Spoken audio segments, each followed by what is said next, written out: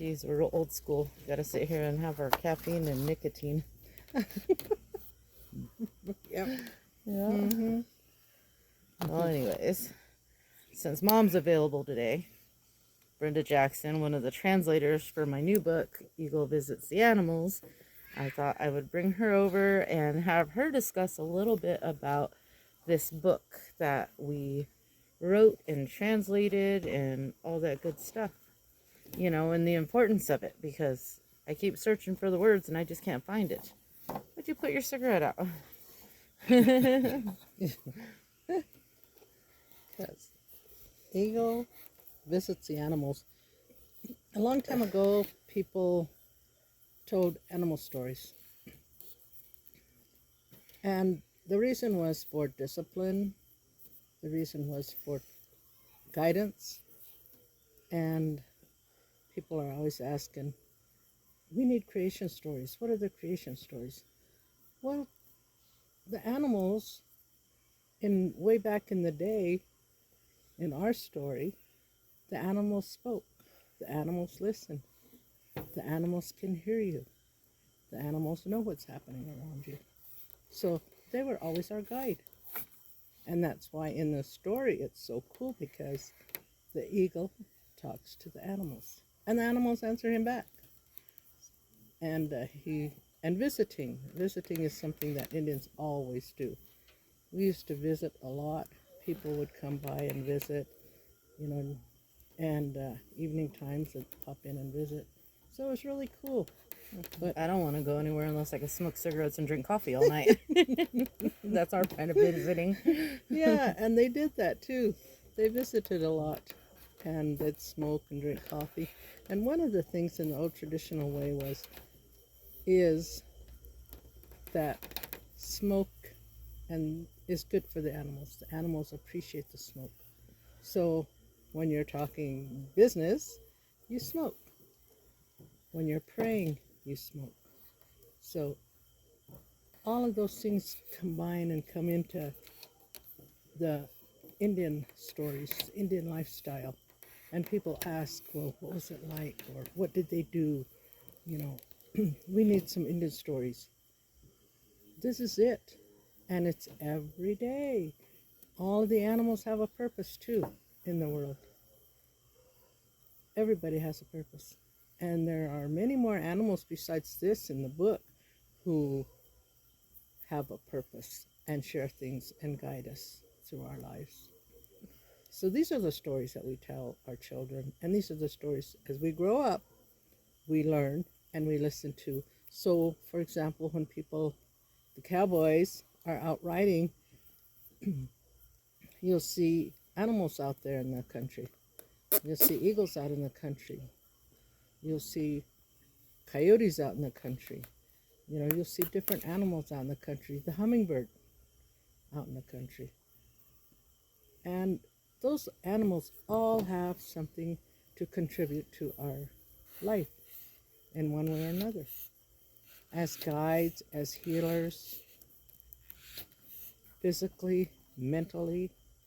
And that's why this book is so cool, because it brings a part of us to life. You know, and the stories that we hear, the stories that we were told a long time ago, to me, it was like yesterday. I could hear them. I could see them. And I can remember who told us stories. And it's really cool to be able to share with other people, native and non-native, about our culture. And this is a great way to do it, because the animals speak to us. Well, and then in the creation stories, didn't they also say that the animals were the humans when everything first started? You know, that's part of the creation stories, was Coyote was a person, you know, even though it was Coyote, but those were the people, those were the functioning entities that happened. And that's why the world is the way that it is now, is because of the decisions Coyote made and Deer made and all of them. And they were the people, the original people, as they call it. Yeah. They were. They just have a different form now, but they're the same. Yes, you are right, Victoria. That is correct. Oh, why don't you tell a little more about the book? What's in it? And show a little bit of it. And the Gwina goes down and visits the animals. And the animals in the story are the eagle, the Gwina, the mountain lion, the Dukovich, the squirrel, the zipi, the bear, the wuda, the groundhog, yaha, the antelope, quadadan, the rabbit, kame, the coyote, ejapa, and the buffalo, biaguchu. They're all in the story. And Eagle goes down and visits them, checks on them in the day, see what they're up to. And if they need a little help, the Eagle helps them, gives them direction, gives them guidance, or just pops in and asks, what are you doing? How are you doing? Which is really cool because natives, Indians, always had communication, open communication. And when you have open communication, things run smoothly. And the care and share of others within your community and your family. Let me see. There's my favorite part of it all is, like she's saying, he's the one who disciplines or gets after him. Well, we have the part of the coyote in here. And he's not behaving as he never behaves, even in the creation stories. And before he leaves the coyote, he says, Ujipa, Gigo Soni Nakand, meaning behave, coyote, because he's not behaving. Yep, that's right. And the artist we had do this, he's a Navajo guy who wished not to be named, but he has some beautiful artwork in here that is just outstanding. And that was one of my favorite parts, is because he really gave all the animals a personality. Mm-hmm. Yep, he sure did. And they are just beautiful, beautiful pictures. And the phonetics in the Shoshone make it readable for the most part. It looks intimidating, but once you break it down syllable by syllable and you read the word itself, you'll eventually learn to break it up a little bit more where it'll sound more Shoshone. But it just takes practice. I know it seems intimidating, and when I say it, it's still intimidating, but when I read it a couple times, then it seems to come together a lot better. Dad's working on his leather on the other side. So he's being noisy.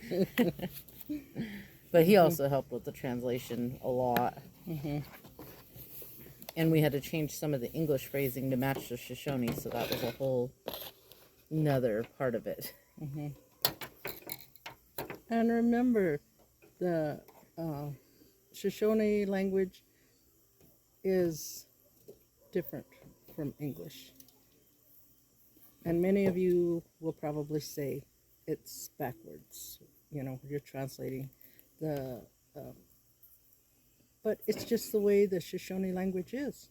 So we try to stay true to the Shoshone language in the translation rather than adjusting it to meet the English versions of the stories. So, But the English version is still pretty funny. mm-hmm, I did write it, so it's funny. yeah, it is. But the language itself is, it matches the Shoshone story. What else do you want to talk about, Vicky? I don't know. We're trying to find value and importance in this book and what it's here for. Mm-hmm. And I couldn't tell you because I just wrote it and said, hey, this is a good idea. Let's just do it. And we did. Yeah, there's a lot of value in it because, like I said before, community, cooperation, support, you know, helping one another, and humor. There's humor in here because us Indian people are always humorous. And, you know, we try to make the best of a bad situation. So there's always someone who will bring up the lighter side of things, you know, so things don't weigh so heavily on people during hard times. So there's always humor, and it's great because it balances us and helps us get up out of our rut of despair or sadness. So that's what the animals do, and animals are valuable to us. Animals are our guide. They teach us, they show us, they tell us. That's why people say, did you listen? Did you pay attention? Watch. What did you see? What did you hear? If you're ever out around in the country, you'll see a lot of animals out. You'll notice the sounds. You'll notice the wind shift. You'll notice the air, the smell of the air, or the coolness of the air all of a sudden, you know, or the heat, and the animals that are scurrying about. Sometimes the birds will come flying by you, and then you look and pay attention. They might be showing you. They might just be visiting you and saying hello. But we hear the animals. And that's why people will say, what did you hear? What did you see? You know, there's always a lesson in everything. In our lives, always a lesson. So they're telling you to pay attention and listen, which is a major, major deal with families, human communities, is listen, pay attention, observe. Observe your surroundings.